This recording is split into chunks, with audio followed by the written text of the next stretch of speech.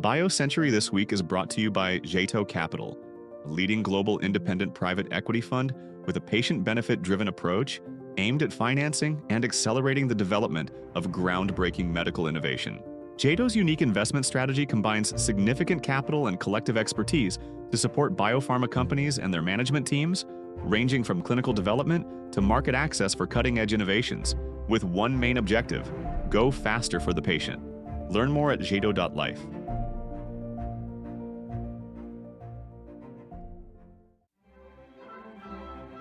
Another week, another multi-billion-dollar biotech takeout. This time, the deal is in the hot T-cell engager space, with UCB taking out Ken Song's Candid Therapeutics to the tune of $2 billion up front. We'll discuss the deal on the latest BioCentury This Week podcast. We'll also talk about leukodystrophies, an area where drug development remains limited, but we are starting to see some momentum. And turning to the public markets, 3 biotechs raised more than $850 million in upsized IPOs, and then they gained in the aftermarket. Always good news. I'm Jeff Cranmer, host of the BioCentury This Week podcast, and joining me to discuss all of this are my colleagues Selena Koch, executive editor; Lauren Martz, executive director of Biopharma Intelligence; and Danielle Golovin, senior biopharma analyst.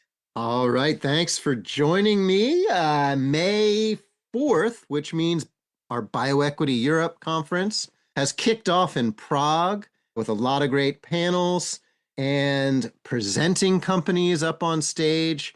I think they even did the dreaded fun run this morning. Fun and run, they do rhyme. That's about it. However, the podcast hosts it, so good on everybody that got out there, and hopefully you had fun. Well, with bioequity kicking off, that means one thing for us here, those of us that didn't get to go to Prague. We are hard at work getting ready for BioCentury's 3rd grand rounds. It'll be in Seattle next month, and here to tell us about it is my colleague and neighbor, Karen Tkach-Tusman. Karen, how you doing?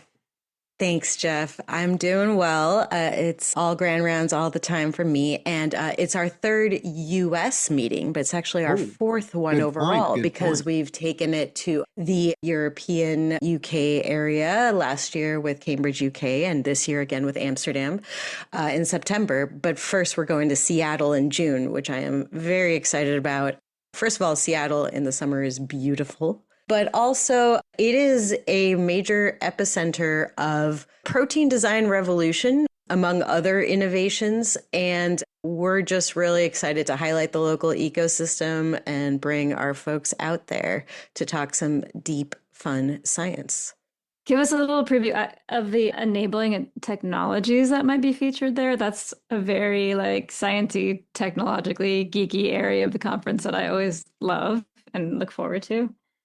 That warms my heart because I too love the enabling technologies, extra geeky corners of the conference. So what Selena's alluding to is that the BioCentury Grand Round series really gets at translational science across a really broad, important spectrum of highlighting emerging disease biology. So target biomarker discoveries, what we're understanding about certain disease areas or pathways.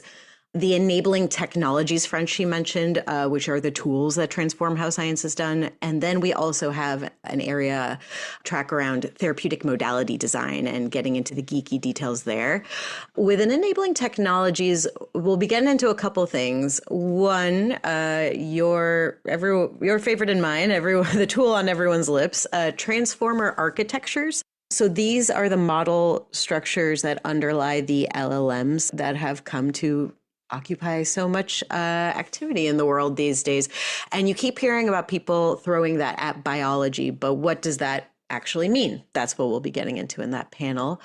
There's also one I want to highlight. We call it a Horizon session because we'll be having a brief keynote followed by a panel. And this will be focused on a local thought leader, Jay Shenduri. He's got many, many affiliations, University of Washington, HHMI, et cetera.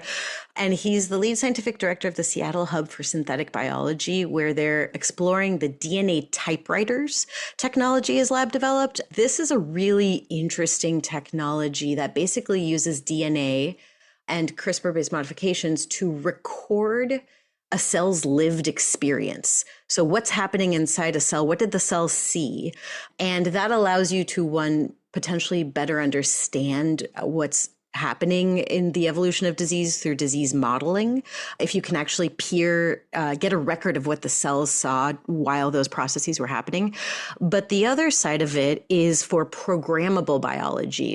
It's the sensing part of a sense and response. So what could you do to cell therapies, for example, with a DNA typewriter in the mix? These are some of the geeky questions we'll be getting into on the enabling technologies front. And gates or gates, so exciting. Should be fun. David Baker will be there. Yeah? Of course, yes. He kicks the whole thing off with a keynote on June 3rd. Diving in, we all know about his great work with protein design, with protein structure prediction. And this is kind of talking about the next generations and threads of that work around catalysis, around intrinsically disordered regions of proteins, those kind of harder problems, next rungs for his lab's underlying technology. And of course, there's a whole robust startup ecosystem there with technology spun out of his labs and others, where we are really looking to highlight the great stuff going on. Well, not to only single out the enabling technologies here, let's hear maybe just a little bit about something we're going to be featuring on the new biology front and then on the therapeutic modality front. Well, on the new biology front, I'm definitely excited about the panel on preeclampsia. So this is a pregnancy complication that affects 8% of pregnancies worldwide. It's one of those classic, very large women's health markets, very underaddressed. But as Danielle has captured, there's been some progress on the clinical front with results from Diamedica, who will be on the panel. And also, we keep seeing in our literature monitoring more and more sort of papers pointing out better understanding of the disease biology signals in a biomarker or potentially, diagnostic way. There's a major diagnostic that is established in this space. So we'll be looking at that and going beyond that. That's an area I'm really excited to talk about, sort of the underlying biology of preeclampsia and the directions forward. And then on the modalities front, it is Seattle, home of Pfizer, but before that, Seagen. So the ADC's legacy there runs deep, and we chose to focus in classic Grand Round style on a sort of nerdy and underlooked but important part of the ADC product, which is the linker chemistry. And when you dig into that, you realize, because you think, a linker, you kind of think of it as just like one little piece connecting this to that. But actually, there's so many dimensions to the linker science, on the antibody grabbing end, on the payload grabbing end, on the various ways, is it stable? Is it unstable? And actually, is unstable better than stable sometimes? There's a lot of niche issues there that, they sound niche, but they're actually kind of the make or break for an ADC. And so we'll be digging into that with people who really focus in on that area. I'm excited about that one. And before we get to Grand Rounds, we will publish on this topic, looking specifically at progress being made in site-specific conjugation techniques. So we have a slide deck underway for that. Yeah, I really appreciate Grand Rounds because we nerd out on specific scientific topics that when we pick these topics, we select for areas where there's momentum and bottlenecks. We try to get at what is the scientific directions that could overcome those bottlenecks to break through to fully realize the momentum. And then we also have some important strategy sessions where, we get higher level perspectives. For example, Simone will be sitting down with Takeda CSO Chris Arendt, and they'll be looking at, I think a topic on a lot of people's minds is, what does it actually mean for AI, rubber to hit the road for R&D?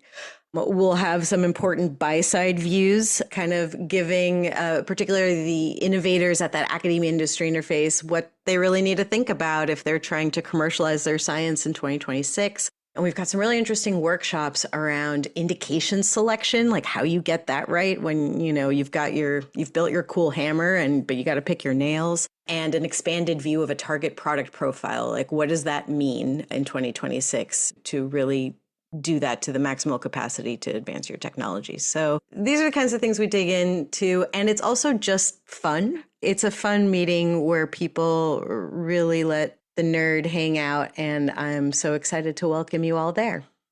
Yeah, and we'll have some investors there, of course. That's a big component of this meeting. Our founding investor, Zontogeny. That's Chris Garabedian's shop affiliated with Perceptive. And another component, presenting companies. I am actively recruiting presenting companies, and Karen is a big part of that, as well as we get some really early stage that is way above my pay grade. So guess when Karen comes in and is just like, oh yeah, this is the new hotness.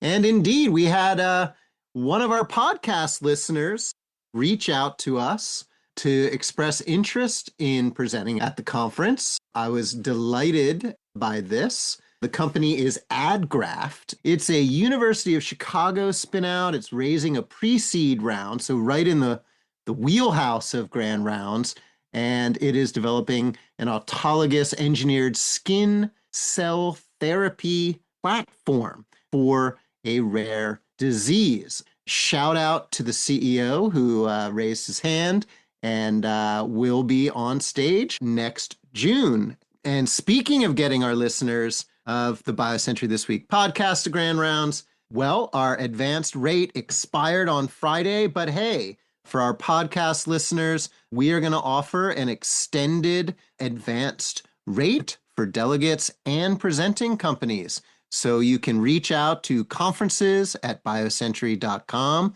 to get a special code to sign up. Look forward to seeing you all at Grand Rounds. And of course, Selena never lets me slide unless I talk a little sports. For baseball fans, the Mariners are in town. They'll be playing the Mets on June 3rd and June 2nd and 1st. And so, hey, I know it's a short hop from Vancouver to come down, short hop from California, but hey, if you're in New York City and you've got some hot new technology or want to check out the hot new technology, and you also happen to be a fan of the beleaguered New York Mets, come on out to Seattle. Get a little biotech with your baseball. Okay, thank you for that, KTT. I know you're a busy woman. Appreciate you coming on. Let's turn to UCB. Now, UCB is building its immunology pipeline with its $2 billion acquisition of leading T-cell engager company Candid Therapeutics. Candid launched in fall of 2024 via the NewCo model. That's something we've talked a lot about here, where Western players fund a new company around assets sourced in Asia, most typically China. Candid was backed by a syndicate of roughly 20 companies. The company was poised to go public via a reverse merger with Rallybio, with a big syndicate set to provide $505 million in fresh funding. Rally will take its termination fee on this one. And Ken Song, it's the second company sale in as many years for the CEO of Candid. He was CEO of radiopharma company RayzeBio, which went public 3 years into its lifespan, and then in January 2024 was bought by Bristol Myers for $4 billion, 4.1 billion to be precise. Lauren has been following the TCE space very closely for us here at BioCentury. Lauren, what did UCB see in Candid to drive this deal, given the size of the TCE pipeline that's out there? Yes, thanks, Jeff. So I think what they likely saw was a little bit of clinical proof of concept. The pipeline of T-cell engagers for autoimmune diseases, as you mentioned, is large and growing. And we don't have a ton of clinical data proving that this concept, that there is other evidence to support, actually works in autoimmune diseases, and the best way to do it in autoimmune diseases. So Candid is one of the few companies that has reported some data, some phase 1 data. specifically for their lead BCMA CD3 T-cell engager. I mentioned their support. We've talked about this before. We know that depleting B cells with a T-cell based mechanism, CAR T specifically, can reset the immune system in autoimmune diseases. There is plenty of reason to believe that T-cell engagers can do something similar because we've seen them do something similar in cancer. And I think the question that we've been thinking about, and we have a recent slide deck that gets into this, is, again, how to do that the best way. If we can take all of the T-cell engagers that have been tested in cancer and put them into autoimmune diseases, or if we have to develop something specifically for that.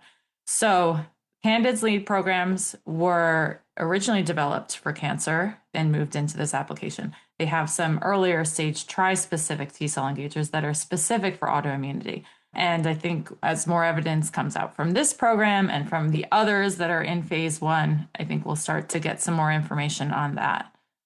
From the UCB side of this deal, this one is an acquisition, but I think it did a licensing deal not that long ago for another T-cell engager, which I believe has a different target. And as you pointed out in your big analysis recently, there's like 3 main targets, right?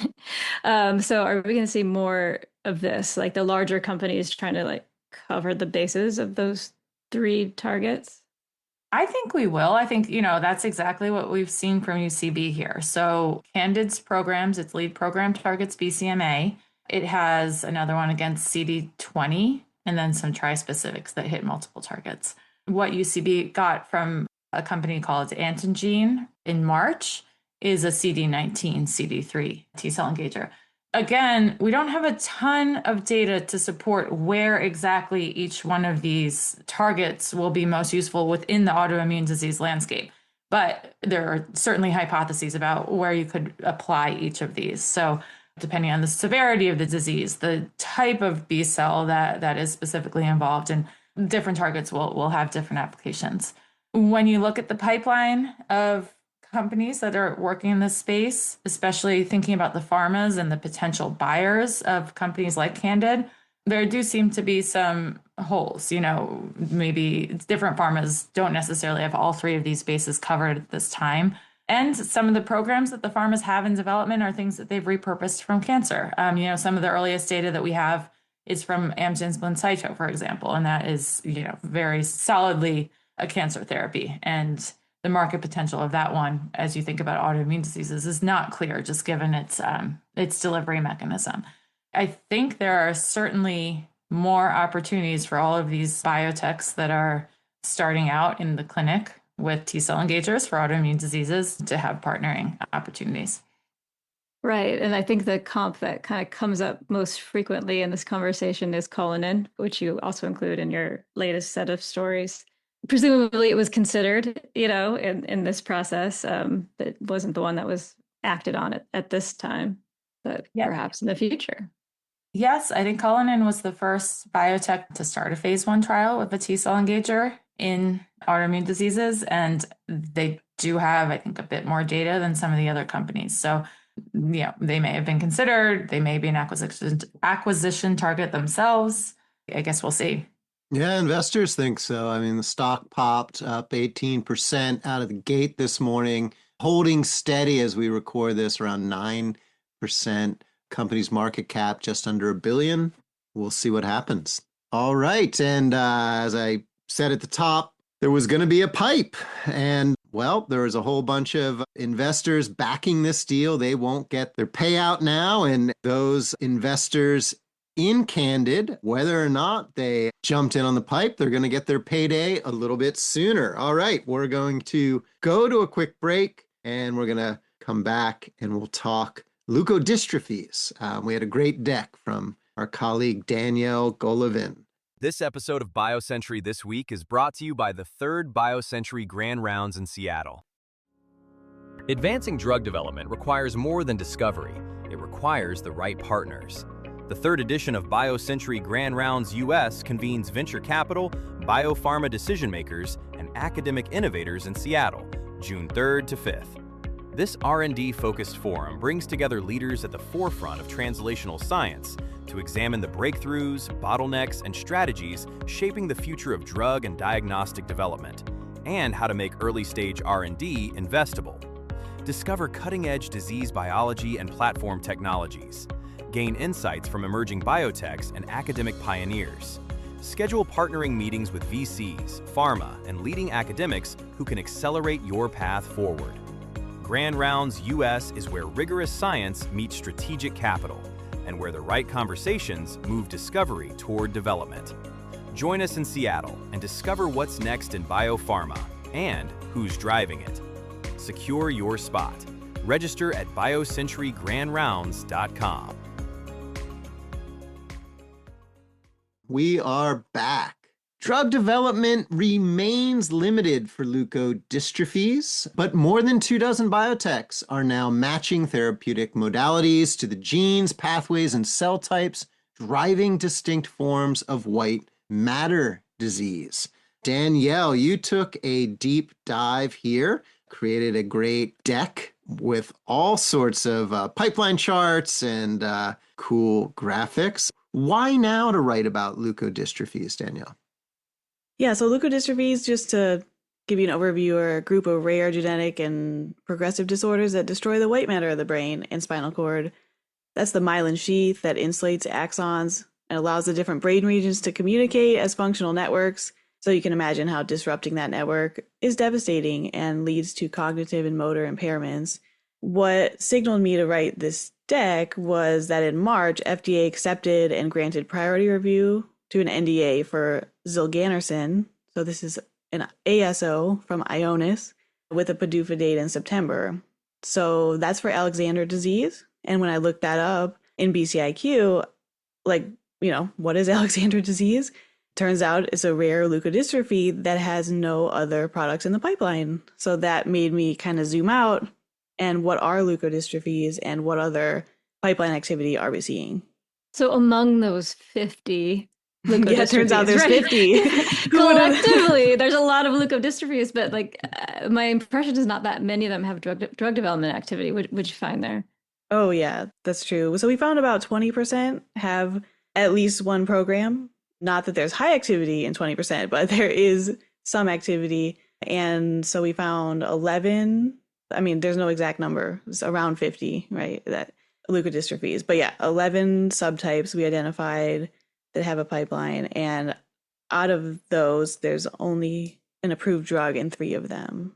Right. So an area of high unmet need, lots of room. And where there is activity, it seemed like it was mostly gene therapies and small molecules. So this Ionis news sort of ushers in another kind of treatment strategy. Is that how you think about it? Yeah, exactly. The ones that are approved, we have 2 gene therapies and 2 small molecules across 3 indications because one indication has 2 small molecules approved. The overall pipeline in the 11 subtypes reflects that, right? We mostly see small molecules and gene therapies. It's actually pretty split evenly. But then, this RNA ushers in a new type. And it also has to do with the biology of the diseases, of course. So most of the 11 are a mutation in an enzyme. And so the gene therapy is, replacing that enzyme. We see a couple ERTs, enzyme replacement therapies. But then in a smaller subset of the subtypes that we identified that have drug activity, the problem is too much of a protein. And then it's like a toxic buildup. And that's where the RNA knockdown modalities come in. Right. So when I think of ERTs in rare disease, it's the classic modality, right? Exactly, Going all the way back to Henry Termeer and Genzyme and all of that. Yes. And so, in recent years, it's been another one comes up, we're another ERT for another rare disease. But the ones that you pointed out to here are actually pretty innovative, right? So tell us a little bit about those. Yeah, I was actually surprised to see the lack of ERT in the leukodystrophy pipeline.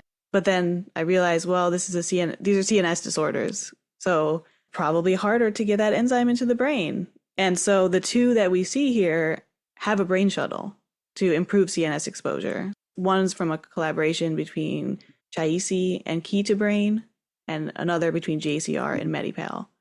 But even in the gene therapy space, there are effectively ERTs. Right? Yeah, so BioStrategies has an interesting, I guess it's kind of a combination of ERT and gene therapy because they're encoding the enzyme and also encoding a brain shuttle with it and packaging that in an AAV. So I thought that was one of the more innovative things we saw in the pipeline. Yeah, I mean, the whole concept of vectorized biologics are really interesting, right? Because Totally. we have this possibility for one and done or infrequent treatment, but you also don't get like the peaks and the troughs in drug blood levels and things that you would get by periodic dosing.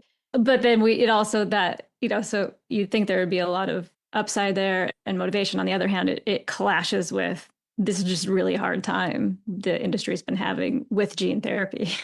So it's interesting to see, still in select spaces, some people willing to make these bets. When we're looking at these more technologically innovative approaches for getting enzymes or genes into the brain, where are these brain shuttled programs? Are they for a specific indication? Are they across indications?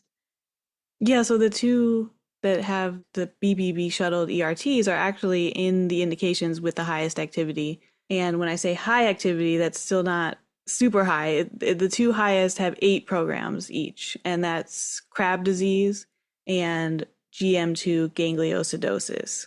Those two are still preclinical, the brain shuttle ERTs. No data on those yet, but in Crab disease, the most advanced is a gene therapy in phase 1/2 from Ajinomoto and Forge. And also Gemma Bio and Rare Therapeutics have a AAV gene therapy. They're both AAVs, but different capsids. So we're also seeing that. That'll be a differentiator, is like the administration type and the capsid type. We'll see, how that affects the distribution in the brain. And then for GM2, gangliosidosis, we have a small molecule in phase 3 from Azafaros as the leader in that indication. Maybe just worth noting for brain shuttle fans out there was FDA granted its first approval for a brain shuttle enabled biologic therapy this year with Denali's MPS 2 treatment getting approval. Excellent. Well, thanks for that, Danielle. Danielle's piece, I'll drop a link in the show notes. Definitely shines a spotlight on a area where we certainly hope to see more drug development emerging, and look forward to watching the progress of those already making their way in the clinic or toward the clinic. All right, turning to the IPO market for biotechs. IPOs on NASDAQ by a trio of biotechs last week exceeded expectations. Let's see, who do we have? The new kids on the block. Hemab is a Danish company developing a bispecific for bleeding disorders. Company came out of Novo, so Novo Seeds, Novo Holdings backed the company, and HealthCap and RA Capital were among the early investors. Seaport, fans of BioCentury's podcast will remember Stephen Paul on with Selena not too long ago, talking about his last company, Karuna. He co-founded Seaport along with Daphne Zohar, who also was founder of Karuna. Karuna, of course, acquired for $14 billion. Seaport is working in the neuropsychiatry space. And fibrosis therapy developer Avalyn Pharma had a really nice pop when it got out last week. Selena, any thoughts on the state of the biotech IPO market right now? Well, it's certainly, I'm sure, lifting hopes that the window could open up a little bit wider for more listings, to see 3 of them do quite well, get the listing done, but also, do well in the aftermarket. Maybe there's some signal in here, though, that they're still looking for relatively low risk propositions. I think as Stephen Paul and Daphne Zohar had done before with Karuna, this is, a mechanism that has some validation behind it, but needs a solution, a technological solution to deliver it better. And so we're seeing that in some of these companies, that sort of risk profile, but really great to see 3 of them in 1 week. Yeah, Hemab, of course. Yeah, I'm surprised. This one just felt like it came off me. I remember meeting with a couple of the Novo Seeds people at JP Morgan, and they were, teasing what this company was up to. Obviously now in phase 1/2 for a couple of different blood disorder indications. I mean, aftermarket's where it's at. You get out and then you want to trade up. And earlier this year, some of the aftermarket performances by newly listed biotechs were a bit tepid. Granted, geopolitics may have had something to do with that, but as our colleague Paul Bonanos in his weekly finance report pointed out, the VIX has dipped below 20 in recent weeks. That could be a factor here, as Selena's pointing out. We saw a crossover round this morning as well. Windward Bio, that's another of the newcos. Windward, $165 million crossover round. Orbimed, RA, Janus, a couple of the backers there in this immunology company. That company is entering phase 3 programs in asthma and COPD. So again, to Selena's point, bit of validation already on the books. Nice to see the crossover round. Maybe that spells an IPO is near. We will keep an eye on what is happening in the IPO market, along with the TCE market. Who knows if we'll see another takeout soon. All eyes on Cullinan. Thanks for tuning in to BioCentury this week, and a thank you to Kendall Square Orchestra, who creates the music for BioCentury's podcasts. May 15th, that's Friday, May 15th at 7:30 p.m. at Sanders Theater in Cambridge, Mass. Kendall Square Orchestra performing Brahms Symphony No. 4 and Tchaikovsky Violin Concerto.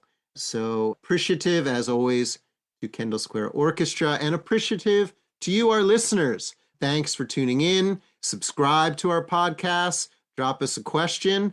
And if you are interested in BioCentury Grand Rounds, now's the time to sign up. That is coming to you early next June. If you're on your way back to China from ASCO, what better thing to do than to stop off in Seattle and say hello to the BioCentury team and check out these great panels that my colleague KTT told you about. All right, we will catch you next week.